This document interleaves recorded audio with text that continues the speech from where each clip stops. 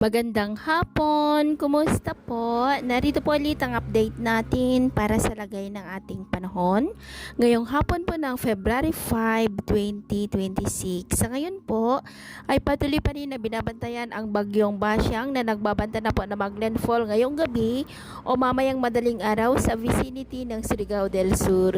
Sa ngayon po ay nasa layo na lamang ng 184 km east ng Bislig, Surigao del Sur.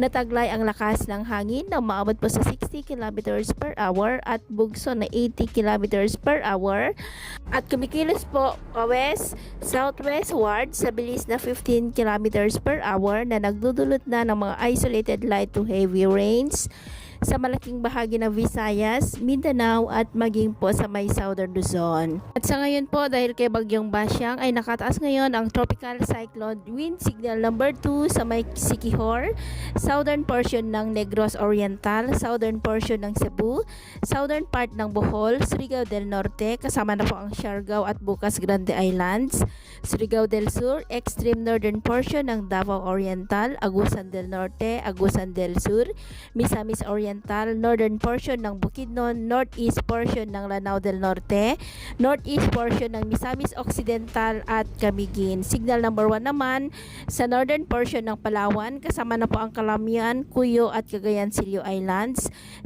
southern portion ng Eastern Samar, southern part ng Samar, Leyte, southern Leyte, rest of Bohol, nalalabing bahagi ng Cebu, the rest of Negros Oriental, Guimaras, Iloilo, Capiz, Aklan, Antique, maging sa may Dinagat Islands, northern and central portion ng Davao Oriental, Davao de Oro, Davao del Norte, northern portion ng Davao del Sur, nalalabing bahagi ng Bukidnon, nalalabing bahagi ng northern portion ng Cotabato, Lanao del Sur, Maguindanao del Norte, Lanao del Norte, Zamboanga del Norte, northern and central portion ng Zamboanga del Sur at northern portion ng Zamboanga Sibugay.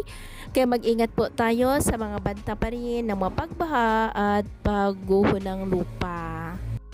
So ito ang latest update natin sa araw na ito. At ako po muli si James na nagsasabing sa kahit anong pagsubok po na darating sa ating buhay, huwag na huwag po tayong mawawalan ng pag-asa. Thank you and God bless!